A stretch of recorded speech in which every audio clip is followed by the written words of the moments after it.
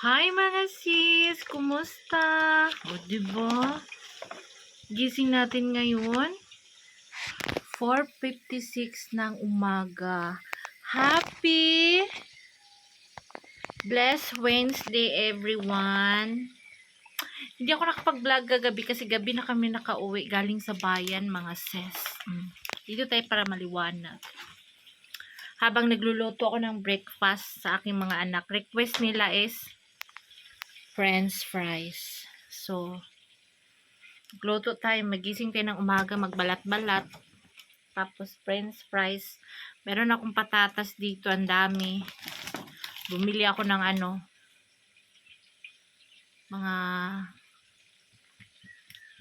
magkano ba sa piso yung 400 rupees? Dalawang plastic, 20 kilos na.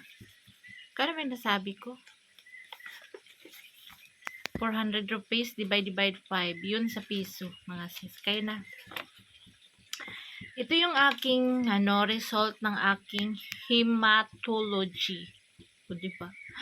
Ako guys, talagang 1 year ako nagpapa-laboratory blood chemistry ba yung tawag nun? Yung i-check up po lahat, yung dugo, mga mga kidney, kumusta na yung mga sugar, kumusta na yung mga uric acid, yung mga cholesterol, yung mga ganun. So, ito na. Test result unit. Mag-pray-to ka lang dyan kaya magbasa mo na ako. Hemoglobin. Result 15. Ang normal range is female 12.0 to 16.0. Oh, normal pang ating hemoglobin. Pero minsan nagbaba ako. Ngayon okay. Pero nagpalab test ako nito mga sis. Hapon na ha, hindi umaga. Kasi kapos tayo sa umaga, malayo yung bayan namin. Hindi ako fasting, hindi fasting. Makakain ako, hapon na kami nakapunta. Kaya gabi na kami nakauwi. RBC is 4.9. RBC is 4.9. Tapos 4.2 ang normal range to 6.9. So nasa normal pa ako, no? WBC sa mga pala, sa may mga alam, pwede kayo mag-comment ha, kasi yung doktor wala namang explanation, yung mga ganyan-ganyan. Lang, sa mga Pilipino kasi, bawat butas, susuriin, bawat anuhin natin, di ba? Dito, okay lang. Mantakan mo dito yung sugar na 250, normal lang sa kanila. Sasabihin lang na okay lang daw. Kaya, tayo sa mga nakakaalam ha, sa binabasa ko, comment kayo mga sis. Kumbaga, kayo yung aking doktor. RBC. Ano ba yung mga langaw? Dami-daming langaw. Season ng aming langaw ngayon mga sisi, tag-init. WBC 6.770.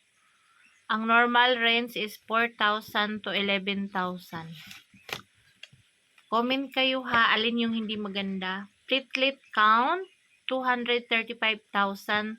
Ang normal range is 150,000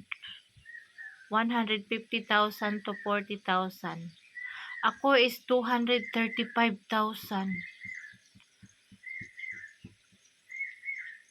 Okay ba mga sis? 150,000 to 400,000 ang normal range. Nasa normal lang ako, di ba? Platelet count, mababa ba? 235,000 ang akin. Tapos 150,000 to 400,000 ang normal range. Siguro nasa mga normal lang, no? What do you think? Absolute values. PCBHCT 40 result. Ang normal range is 36 to 52. So, medyo okay pa. MCB 82. Ang normal range is 76 to 96. So, okay pa, pasok pa. MCH, 30. Normal range is 27 to 32. Malapit na, malagpas sa normal range. Kabahan na ang mga tiguang ka-maintenance. Madagdagan na naman yung maintenance natin. Ang MCHC, 36. Ang normal range is 30 to 35. Lumagpas ako ng 1 point, mga sis. Delikado na ba yun? Differential leukocytes count. Neutrophils, 53. Ang normal range is 55 to 70. So, okay pa, pasok pa. Lymphocytes or lymphocytes. Akin, 37. Ang normal range is 25 to 40. So, pasok pa. Monocytes, sa akin is 7. Ang normal is 2 to 0. Ang aking monocytes, 0.7. 0.7. Tapos, yung normal range is 0 to 0.8. 1 point na lang. Maging ano na. Eosinophils. Sa aking results, 0.3. Normal range is 0.1 to 0.6. So, okay pa. Nandito na tayo sa exciting part.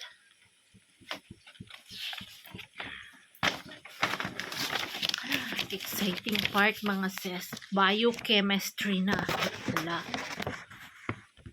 Creatinine, cholesterol, blood sugar result, and uric acid. Ito na yung bidang-bida talaga sa ating buhay, no? Grabe. Hoy, kabahan na dis. Is creatinine. Ang result is 0.7. Wow, naka 0.7. Before to nag 1.0 ako eh. Ngayon nag 0.7. Last year ha. 0.7 ngayon. Pero last year 1.0. Normal range is 0.3 to 1.3. So pasok pa tayo kasi nasa 0.7 lang ako. So, normal range is 0.1 to 1.3. Pasok tayo, 0.7. Pero malayo na rin yan ha, 7. 0.7. Malapit na sa 819, 1.2. Mataas na rin, no? 0.7. Ang cholesterol ko, dito lang talaga to, hindi to mataas, hindi rin bumababa. Nagme-maintain. Last year, 167. Ngayon naman, 167. Tinignan ko talaga yung blood chem ko last year. Nag-normal ako sa cholesterol. Pero, nakakapagtaka mga sis. Bakit ganito yung cholesterol ko tapos yung kinakain namin laging oily? Laging oil, kari-kari. Hindi tumataas yung cholesterol ko. Ang cholesterol ko is 167. Tapos yung normal range is 200. Dito na ang pinakamataas, ang bidang-bida. Blood sugar result. Sa akin is 305. Na ang normal lang is 60 to 160. Sa akin is nag times 2. Blood sugar result. Walang fasting yan ha. 305. Normal is 60 to 160. Check blood sugar talaga. Tsaka take note mga sis, 18 years na akong diabetic kasi 18 years na rin si Bilal. Hindi ko makalimutan pag panganak ko kay Bilal, nalata yung tiyan ko, nag-open yung operation ko na cesarean section. Grabe, tinalian ni Elias ng tuwalya yung tiyan ko, tapos naglakad ako, nagpara-para kami ng sasakyan. Grabe ang ko kay Bilal talaga. Infection. Grabe yung dinaranas ko kay Bilal. Parang lumabas lahat yung bituka ko. Tinalian lang ako ni Elias ng tuwalya. Allah, higpit talaga ang tali niya para hindi lalabas yung mga bituka ko. Lumabas na yung mga tubig-tubig ng mga baho-baho. Pasensya sa mga kamakain ha. Grabe yung ano ko talaga. Kasi hindi ako aware pa nun dati. Mga 2007 ata. Hindi pa uso yung mga diabetic noon. Ano pa, late yung ano ko. Hindi pa ako aware noon dati. Yun ha, yung blood sugar result natin, 305 ang akin. Tapos yung normal range is 60 to 160. Yan. Andito tayo sa uric acid. Pero alam niyo mga sis, yung pinag-iisipan ko talaga is yung kidney. Sabi ko, magpa-check nga ako kasi yung kidney ko, kasi diabetic ako, baka mapunta ako sa CKD. Yun talaga yung iniisip ko lagi, kinakabahan ko, CKD, chronic kidney disease. O, diba? Kasi lahat ng diabetic, lahat na may high blood, doon talaga ang ending papunta. Yun ang nasa isip ko lagi. Nako, kumusta na kaya? Baka mapunta na ako sa pagkakadialysis nito. Kasi, inaccept ko talaga sa sarili ko na 11 na ako. Ay, anuhan muna natin nga ito. Baka mapagod na. Oo nga, napagod na nga. Nagpula-pula na. Hmm?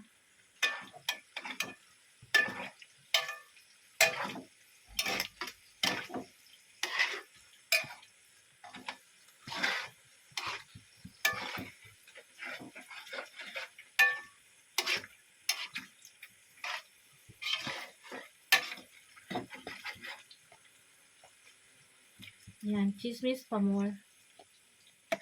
So, ayan. Ano ba yung sabi ko? Ito nga yung problema ko mga sisi. Nag-overthink talaga ako. Halaka, paano na kung madialysis ako? Siguro, dinasal ko sa Panginoon na kung madialysis man ako, sana makasal na lahat yung anak ko. Wala nang maliit. Makasal na sila lahat para wala na akong worries. Ready na tayo pumunta doon sa kung saan man tayo dadalhin ng diba? Panahon. O, diba? Tapos, yun ang inaano ko talaga kasi si Elias heart patient, si Elias. Hindi naman yung grabe talaga. Si Elias, yung niya sa puso, barado lang yung ugat niya, barado lang. Pero mayroon siyang maintenance sa cholesterol, maintenance sa mga puso, sa mga iba-ibang vitamins pa, yung ganyan. Marami siyang tinitake na gamot. So, yun ang iniisip ko, paano na pag kami ni Elias mag-dialysis, ganito, ganyan. So, doon talaga, pag may sakit, accept mo na talaga yung patutunguhan. Hindi yung may sakit ka tapos hindi mo accept sa sarili mo. Hagoy, ganito, ganyan. Naku, lalo ka magkakasakit. I-accept mo kapag may sakit ka sa buhay mo. Para walang maraming stress. Mabawasan ng stress. Pero ako sobrang stress, Bahala na kayo dyan. Basta ako, malaki pa rin ang mukha. Diba?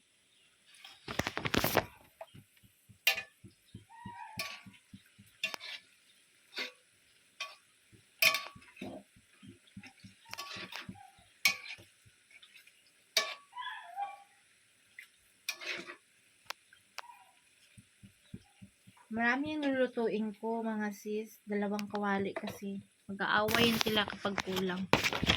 So, ayun na mga sis. Yung creatinine, kidney, nakapas naman ako, cholesterol, nakapas naman ako, BSR, blood sugar, yun ang very high.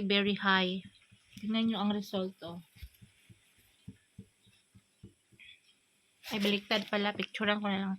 Dito tayo sa ating uric acid na malapit na rin ako mag-graduate sa uric acid. Ang uric acid ko, ang result is 7.6. Tapos, ang normal range is 2.5 to 6.5. Lumagpas na ako mga sisi, 7.6 ako.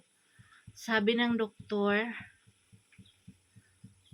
Ma'am, your uric acid is little bit high, but this time I will not give you a medicine. I will give you 3 months. We will see if we check again if that is high again, and will give you a maintenance for your uric acid. Sabi niya ganun. Uy, Diyos ko. Sabi ko, ano naman kasi ang kakainin, Dok, bakit naman tumaas yung ano ko, yung uric acid ko? Sabi niya ganun, bawal na yung mga ano, kakainin mo yung yung kambing, yung beef, yung chicken, yung green vegetables, halaka, lahat na lang sinabi ko. Ano na lang ba ang kakainin ko nito? Sabi ko kay Ilyas. Ano na lang ba ang kakainin ko nito? Lahat na lang bawal. Pero yung isda, wala naman sinabi. Mag-isda na lang siguro ako. Pero minsan kakain ni manok, Oo, kasi yung kinakain namin, manok talaga. Hindi kami nagkarni-karni yung baka, ganyan. Kasi ang mahal niyan Afford namin yung manok lang. At saka yung mga beans, yung gulay-gulay, yung uric acid, yun rin daw ang trigger. Kabahan na si Rosana, dalawa na ang maging maintenance. Sugar na at saka yung uric acid. Diyos ko po. Pero mga sis, maano natin to yung uric acid. Pero, yung cholesterol ko talaga, nag-check talaga ako, nag-overthink ako kasi nga, ang lakas ko kumain ng itlog. Sa lalo na yung yellow, malasado, nako, yan talagang gusto ko sa umaga, prata at saka yung itlog. Sa umaga, kumakain ako ng 4 na itlog. Kung wala kaming ulam sa tanghali, 4 na itlog pa rin. Sa gabi, kung wala kaming ulam, itlog pa rin ako. Kaya kong umubos ng 15 pieces na eggs in one day. 5-5 tuwing kain. Prito yan ha. Kung boiled egg naman, ang kinakain ko nako, 5 to 6 pieces ang kinakain ko. Kaya nag-overthink ako sa cholesterol. Pero thanks God, normal naman. Ang uric acid ang problema, at saka sugar ko talaga. So, si Ilyas, hindi siya nagpapacheck kasi okay naman daw siya. Wala daw siya nararamdaman, ganyan. Dati, napacheck ko yan siya kasi pinipilit ko yan siya. Pero ngayon, hindi ko siya napilit kasi ayaw niya. Okay daw siya. Kagabi, pag uwi namin, masakit yung ulo ko mga sis hanggang ngayon. Nagparacetamol. Kasi, nagpa-check pala ako ng ngipin ko. Ito yung ngipin ko sa taas, yan. Yung sira, yung isang pirasong sira sa taas, sa left side. Matagal na yan, bata pa ako niyan. Palaki ng palaki yung butas. So, in-x-ray mo na ako sa ngipin. 1,000 ang x-ray, mahal. Tapos, tawag nito. Nagtatanong kami ni Ilyas kung magkano ba. Sus ko mga sis, isang ngipin lang 12,000. Sabi ko, Ginoo ko, 12,000 isang ngipin lang. Tapos yung pinakamagandang klase, 20,000 rupees. Diyos niyo, Marimar, 20,000. Saan tayo kukuha nito? Sabi ko, ito nga pang laboratory nga natin. Talagang pang isang taon. Dapat nga every 3 months yan, di ba? Tapos yun, sabi ko kay Ilyas, sabihin mo sa doktor na babalik na lang tayo. Sabi ni Ilyas, babalik na lang daw kami. Yun, ganun sabi. Kasi ang mahal ba naman, isang ngipin lang 12,000. Naku po. Mahal pa sa isang sakong bigas. Tapos, alam nyo ba, si Ilyas, nakagat ng aso. Alam nyo, nakita nyo yung aso namin na maliit? Yung tuta. Kasi pilit ba naman niyang tatalian yung aso umiiyak. Sabi ko, wag mo na kasing talian yan kasi sigaw ng sigaw, umiiyak. Ayaw pa niya siguro magpatali. Makulit tong si Ilyas. Yung mga yung mga basura, dinadala, ginagano. Sabi ko, natural lang yan kasi aso yan talaga yan sila, magkagat-kagat, magkulit-kulit yan sila. Natural lang yan. Pilit niyang tinatalian. Sigaw ng aso, ayaw magpatali. Nako, kinagat siya dito, oh. Dito. Malaki yung kagat niya. Tapos, wala ako dito, no. Nasa ano ako? Saan ba ako nun? Nasa kapatid niya ata ako. Sabi ko agad sa kanya, tapos, nagpa-injection ka. Sabi, tapos na. Saan? Diyan lang, sa center. Sabi niya ganun. Dito mga sis, ang kagandahan dito, pag nakagat ka ng mga ganyan, rabies, nako, free ang rabies dito sa center nila. Injeksyonan ka kaagad. Tapos, ang ano pa nun, is libre talaga. Libre. Libre ang rabies. Yung ano lang dito, kagat ng ahas, wala dito sa, ano namin, sa center, nasa city. Nasa bayan pala. Medyo malayo-layo. Dito, pagkagatin ka ng aso, nandito, meron dito. Malapit sa center yung ano. Sa center yung rabies. Ang laki ng kagat ng ilyas ng aso. Pero yung aso, okay naman. Hindi naman nagwawala. Hindi naman nag-ano. Andun, tinali niya. Nakatali yung aso. Iyak ng iyak. Kasi hindi pa nga sanay taliin. Maliit pa. Ayun, sabi ko sa kanya, bakit kasi tinatali mo yung ganyan? Ayaw ko yung umiiyak yung aso. Tinatali niya, kaya kinagat siya. Tapos, na-inject ka naman siya. Nagpa-inject naman siya. Pa-inject siya. Delikado yun, di ba? Rabies. Kahit sabihin natin walang rabies yung aso, kailangan pa rin magpa-injection. So, ayan na yung luto natin. Isang salang. So, magsasalang pa tayo. Ayan, no. Kasi yung aking sami is very,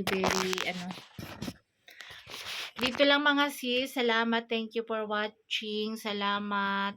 Comment kayo ha sa aking mga blood chemistry. Saan yung pangit? Saan yung ano? So far, yung kidney okay pa naman. Malapit na. Uric acid ko lang at saka sugar. Thank you for watching. Salamat. Comment kayo mga ka-maintenance. Salamat. God bless everybody.